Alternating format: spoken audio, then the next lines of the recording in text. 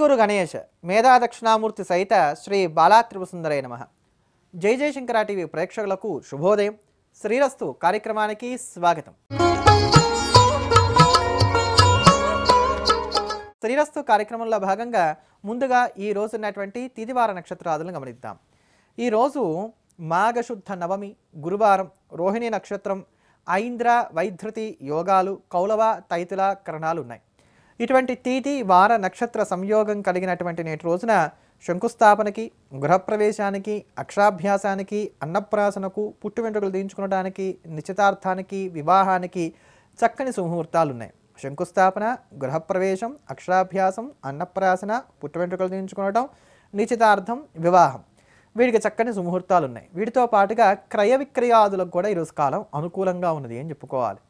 ఇక ఆధ్యాత్మికంగా చూసినప్పుడు ఈ రోజున జగన్మాత అయినటువంటి అమ్మవారిని ఆరాధించవలసినటువంటి రోజు అని చెప్పని మనకి పురాణ గ్రంథాలు తెలియజేస్తూ వస్తున్నాయి.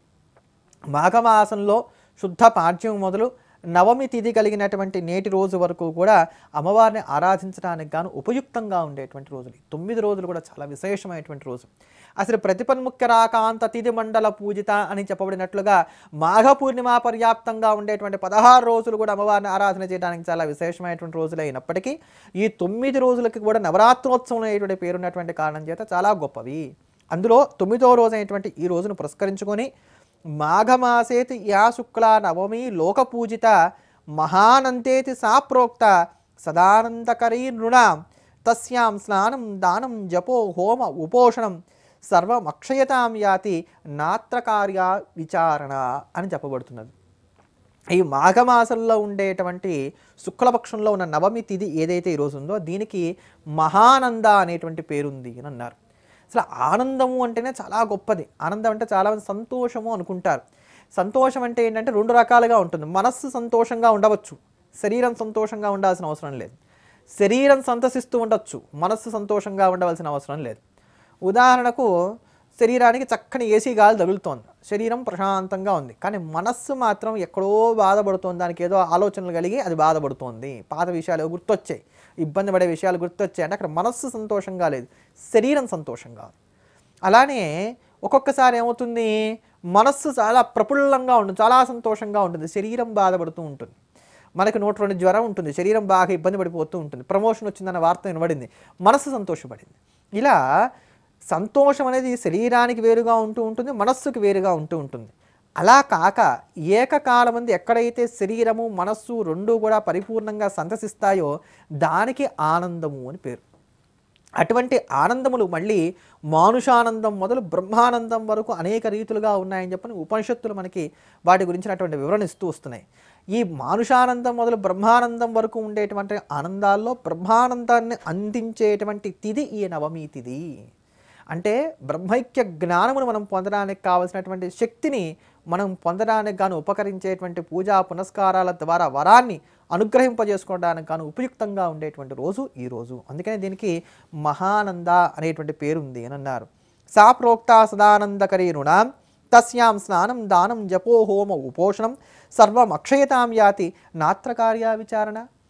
కనుక ఈరోజు చేసేటువంటి స్నాన దాన జప హోమ తర్పణాదులని కూడా అక్షయమైనటువంటి పుణ్యాన్ని కలుగజేస్తాయి. ఈ మాట పదే పదే వస్తుంది మనం గమనించినట్లయితే మాఘమాసంలో. ఈ రోజున చేసే స్నానం అక్షయమైన పుణ్యాన్ని ఇస్తుంది, దానం అక్షయమైన పుణ్యాన్ని ఇస్తుంది, ఈ రోజున చేసేటువంటి జపం అక్షయమైన పుణ్యాన్ని ఇస్తుంది, హోమం అక్షయమైన పుణ్యాన్ని ఇస్తుంది, తర్పణం అక్షయమైన పుణ్యాన్ని ఇస్తుంది. అంటే ఏ ప్రకారంగా అయినా సరే మనల్ని అక్కడ దాకా తీసుకువెళ్ళడానికి కానీ ప్రయత్నాలు చేస్తున్నారు.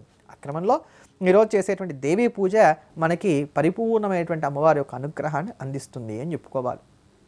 ఒకప్పుడు మహాలక్ష్మీదేవి శ్రీమన్నారాయణని అడిగిందట, స్వామి చతుర్దశ భువనములన్నింటినీ కూడా మీరు పరిపాలన చేస్తున్నారు కదా, ఇంతటి భువన పరిపాలన చేయడం మీకు కష్టసాధ్యంగా లేదా? వీళ్ళందరూ మీకు ఇంతగా వశవర్తులై ఉండటానికి మీరు చెప్పినట్టు ఇంద్రుడు వింటున్నాడు, మీరు చెప్పినట్టుగా వరుణుడు వింటున్నాడు, మీరు చెప్పినట్టుగా వాయుదేవుడు వింటున్నాడు, మీరు చెప్పినట్టే దేవతా కోటి అంతా చక్కగా వింటోంది, మీరు చెప్పినట్టు నరులు వింటున్నారు, మీరు చెప్పినట్టుగా రాక్షసులు పాతాళంలోనే ఉంటున్నారు, నాగులు కూడా అలానే దివ్యంగా ప్రవర్తిస్తున్నారు. ఇదంతా ఎలా సాధ్యపడుతున్నది అని చెప్పని అమ్మవారు అడిగారట. అడిగితే దానికి నారాయణ అన్నాడు, లక్ష్మి నీవు నాకు ప్రాణవల్లభవు గనక అత్యంత రహస్యమైన అంశాన్ని నీకు చెప్తున్నాను విను. ఎదుటివారు మన మాట వినాలి అని అంటే ముందు వాళ్ళు మనకి వశపడాలి. మన వశమైతేనే వాళ్ళు మన మాట వింటారు, లేకపోతే వినరు కదా. అందుకని జగత్తంతటిని కూడా నేను వశ్యం చేసుకుంటున్నాను. ఈ వశ్యం చేసుకున్నటువంటి కారణం చేతనే వీళ్ళందరూ కూడా నా ఆజ్ఞని అప్రతిహతంగా పరిపాలన చేస్తున్నారు. అలా ఈ జగత్తంతటి కూడా నాకు వశ్యం కావడానికి గాను ఉపకరించేటువంటి ఒక మహామంత్రం ఉంది. ఏమిటో తెలుసా అది? అదే శ్యామలా సహస్రనామ స్తోత్రం. నేను నిత్యం ఈ సహస్రనామ స్తోత్రములతోటి శ్యామలాదేవిని ఆరాధన చేస్తూ ఉంటాను.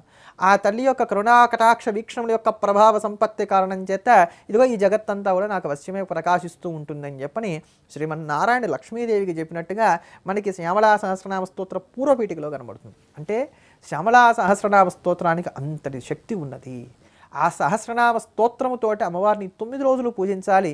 కుదరలేదు కనీసం నవమి తిథి కలిగినటువంటి ఈ రోజైనా సరే పూజ చేసి ముత్తైదుకు అమ్మవారి స్వరూపంగా తాంబూలం ఇచ్చినట్లయితే తల్లి యొక్క అనుగ్రహం మనందరికీ కూడా కలుగుతుంది.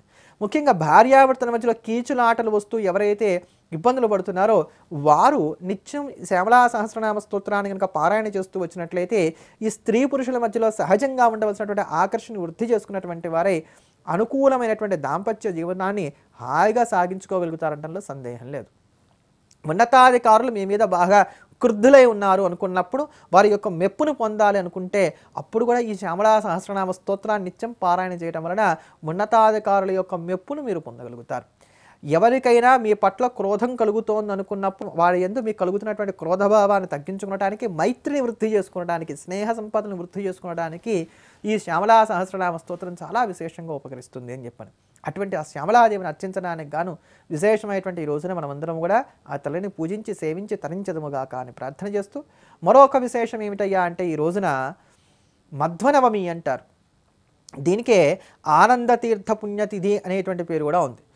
మనందరికీ కూడా ద్వైత మతాన్ని పరిచయం చేసినటువంటి మధ్వాచార్యుల వారు సమాధి స్థితిని పొందినటువంటి రోజు ఈరోజు. అందుకని ఈ రోజున వారిని స్మరించవలసినటువంటి రోజు. ద్వైతాద్వైత విశిష్టాద్వైత సిద్ధాంత ప్రవర్తకుల్లో అద్వైతాన్ని మనకి శంకర భగవత్పాదాచార్యుల వారు అందిస్తే, విశిష్టాద్వైతాన్ని భగవద్ రామానుజాచార్యుల వారు అందించగా, ద్వైత సంప్రదాయంలో నిష్ణాతులై మనందరికీ కూడా దాన్ని పరివ్యాప్తికి తీసుకొచ్చినటువంటి వారు మధ్వాచార్యుల వారు. వీరికి పూర్వం కూడా ఈ మధ్వమతం ఉన్నప్పటికీ వీరి వలన వ్యాప్తి చెందినంత విస్తృతిగా ఇంకెవరి వల్ల కూడా వ్యాప్తి చెందలేదు. తత్వవాదము అనేటువంటి పేరుతోటి అసలు ఈ మతానికి సంబంధించినటువంటి సిద్ధాంతం, మతం కూడా కాదు సిద్ధాంతం, ఈ సిద్ధాంతం ప్రకాశిస్తూ ఉండేది. ఆ తత్వవాదం అనేటువంటి సిద్ధాంతం వీరు విస్తృతంగా ప్రచారం చేసినటువంటి కారణం చేత వీరి పేరు మీదనే మధ్వమతం అనేటువంటి పేరుతోటి సుస్థిరమైపోయింది. శంకర భగవత్పాదాచార్యుల వారు జగన్మిథ్యా బ్రహ్మసత్యం అంటూ కనబడేటువంటి ఈ జగత్తంతా కూడా కల్పితమైనటువంటిదే, దీనికి నీవు భ్రాంతి చెందకని బోధన చేస్తే, భగవద్ రామానుజాచార్యుల వారు భగవంతుడి నుంచి వచ్చినటువంటి ఈ సృష్టి కూడా స్థిరమైనటువంటిదే, అయితే ఇందుగాక మనం పరమందు నిత్యనివాసం చేయడానికి అవకాశాన్ని కల్పించుకోవాలి అనేటువంటి ఒక అంశాన్ని కొంచెం కించిత్ నూతనంగా వారు ప్రస్తావన చేయగా, మధ్వాచార్యుల వారు అలా కాకుండా జగత్తు సత్యమే, బ్రహ్మము సత్యమే, బ్రహ్మం నుంచి వచ్చేదంతా కూడా సత్యమై ప్రకాశిస్తూ ఉంటుంది కనుక ఉభయము సత్యమే, ఈ రెండింటినీ కూడా మనం అంగీకరిస్తూ ఇక్కడ అక్కడ రెండు వైపులా కూడా పరమాత్మ యొక్క అనుగ్రహం కోసం మనం తప్పించవలసిందే. సర్వసాక్షి సర్వజగత్ప్రభు అయినటువంటి వాడు సాక్షాత్తు కృష్ణ పరమాత్మయ్య అని చెప్పని లోకానికి వెల్లడి చేస్తూ, మనం ఈ రోజున ఉడిపి క్షేత్రంలో చూస్తున్నటువంటి కృష్ణ మఠమును స్థాపన చేసినటువంటి వారు సాక్షాత్తు ఈ భగవద్ మధ్వాచార్యుల వారు. అటువంటి మధ్వాచార్యుల వారిని కూడా ఈరోజు మనం స్మరిస్తూ తరిద్దాం. ఈరోజు ఉన్నటువంటి పరిహారాన్ని ఒక్కమారు గమనిద్దాం.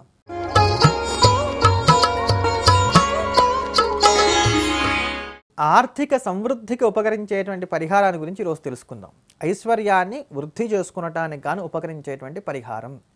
చక్కగా సంపద వస్తూ ఉంటే కదా మనం ఆనందంగా జీవించడానికి గాను అవకాశాలు ఏర్పడేటువంటివి. అందుకని అకుంఠితమైనటువంటి ఐశ్వర్యాన్ని పొందడానికి ఈ పరిహారం చాలా చక్కగా ఉపయోగపడుతుంది. అయితే దీనికి ఉపకరించేటువంటిది ఏమిటి? అమావాస్య దాటిన తర్వాత వచ్చేటువంటి మొట్టమొదటి శుక్రవారం. ఆ రోజు చాలా బాగా పనిచేస్తుంది ఈ పరిహారం. దీపావళి నాడు కూడా చేసుకోవచ్చు, కానీ దీపావళి మనకి చాలా దూరంగా ఉంది కనుక ఈ అమావాస్య దాటిన తర్వాత వచ్చేటువంటి మొట్టమొదటి శుక్రవారం నాడు ఈ పరిహారం చేసిన ఆర్థిక సమృద్ధిని మనం పొందం చేసుకోగలుగుతాం. చాలా తేలిక కూడా ఈ పరిహారం, ఏదో ఒక్కసారి చేసినట్లయితే సరిపోతుంది. ఆ ఒక్కరోజు మాత్రం కొంచెం వ్యవధి పడుతుంది కనుక కొంచెం ఎక్కువ టైంని కేటాయించుకొని జాగ్రత్తగా ఓపికగా భక్తితోటి శ్రద్ధతోటి విశ్వాసంతో నమ్మకంతో పరిహారం చేయడానికి మనం ప్రయత్నం చేయాలి. అమావాస్య దాటిన తర్వాత వచ్చేటప్పుడు మొట్టమొదటి శుక్రవారం ఉన్నటువంటి రోజున ఇంట్లో మీ దేవుడు ఎక్కడైతే ఉంటాడో అక్కడ దాన్ని కొంచెం ముందుగా ఆవు పేడ తీసుకొచ్చుకోండి. ఆవు పేడ తీసుకొచ్చి దాన్ని నీళ్ళ కలిపి ముందు అక్కడ చిలకరించి శుభ్రం చేసుకోండి. అలకాల్సిన అవసరం ఏమీ లేదు. అలకడానికి ఇవాళ రేపు మనకి మట్టి నేలలు లేవు, బండలు లేవు గనక అన్ని పాలిష్ బండలే గనక చక్కగా అంత ఆవు పేడ తెచ్చుకోండి, నీళ్ళలో కలిపేయండి, దాన్ని అక్కడ కాస్త చిలకరించండి. దానివల్ల లక్ష్మీప్రదం అవుతుంది ఆ ప్రాంతం అంతా కూడా. చక్కగా దాన్ని ఒకసారి బట్ట పెట్టి తుడుచుకోండి. అక్కడ ఒక పీట వేయండి, ఆ పీట మీద ఎర్రని వస్త్రం ఒకటి పరచండి, రెడ్ కలర్ బ్లౌజ్ పీస్ అనుకుందాం కొంతసేపు, దాన్ని పరిచేయండి. దాని మీద 11 గోమతీ చక్రాలు పెట్టండి వరుసగా. 1 2 3 4 5 6 7 8 9 10 ఒకే వరుసలో పెట్టినా సరే, ఒకదాని కింద ఒకటిగా గోమతీ చక్రాలు పెట్టుకున్నా సరే, మీ ఇష్టం ఎలా అయినా సరే 11 గోమతీ చక్రాలు పెట్టండి, ఏ సైజు అయినప్పటికీ కూడా పర్వాలా. ఇప్పుడు ఈ గోమతీ చక్రాల మీద గంధపు అత్తరుతోటి తిలకం పెట్టండి. మొట్టమొదటిగా గంధపు అత్తరు, శాండిల్ స్మెల్ వచ్చేటువంటి, శాండిల్కి సంబంధించినటువంటి అత్తరుతోటి వాటి మీద తిలకం పెట్టండి, బొట్టు పెట్టండి. ఈ అత్తరు రాసినప్పుడు కొంచెం తడి వస్తుంది కదా, ఇప్పుడు ఆ తడి మీద ప్రత్యేకం మళ్ళీ ఒక్కొక్క గోమతీ చక్రం మీద కుంకంతో బొట్టు పెట్టండి. అయిపోయిందా? ఇలా బొట్టు పెట్టేసిన తర్వాత అయినంత వరకు కుదిరితే స్ఫటికమాల తీసుకోండి. 108 పూసలు ఉన్నటువంటి స్ఫటికమాల తీసుకోండి. ఒకవేళ స్ఫటికమాల మీరు కొనడానికి అవకాశం లేదు, లేదా మీ దగ్గర లేదు, ఏం పర్వాలేదు. ఇప్పుడు చెప్పబోయేటువంటి మంత్రాన్ని 1100 సార్లు జపం చేయండి. శ్రీం మహాలక్ష్మి శ్రియై నమః. ఇంతే, శ్రీం మహాలక్ష్మి శ్రియై నమః. జ్ఞాపకం పెట్టుకోవడం కూడా తేలికే. శ్రీం మహాలక్ష్మి శ్రియై నమః, శ్రీం మహాలక్ష్మి శ్రియై నమః అంటూ 11 మాలలు, అంటే 1108 సార్లు చక్కగా జపం చేయండి. నిష్ఠగా అమ్మవారికి నమస్కారం చేసుకోండి. ఇలా నమస్కారం చేసుకున్న తర్వాత అదే బ్లౌజ్ పీస్లోనే వీటన్నిటిని కూడా చక్కగా మూటలాగా కట్టేసి అమ్మవారి పాదాలకు తాకించి, లక్ష్మీ అమ్మవారి యొక్క విగ్రహానికి కానీ పటానికి కానీ చక్కగా పాదాలకి తాకించేసి మీ యొక్క క్యాష్ బాక్స్లో కానీ, లేకపోతే ఇంట్లో ఉండేటువంటి బీరువాలో ఉండేటువంటి లాకర్లో ఎక్కడైతే మీరు డబ్బులు దాచిపెడతారో అక్కడ ధనస్థానంలోకి నెట్ పెట్టుకోండి. అంతే, ఒక్కసారి చేసినట్లయితే సరిపోతుంది.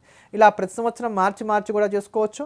అలా ప్రతి సంవత్సరం మార్చి చేసేట్లయితే కనుక ఈ పాత వాటిని ప్రవహించేటువంటి నీటిలో వేస్తుండండి. కొత్తది పెట్టిన తర్వాత అప్పుడు పాతది తీయాలి. ఈ జాగ్రత్త తీసుకుంటూ చేసుకున్నట్లయితే మంచి ఫలితాన్ని మీరు పొందగలుగుతారు.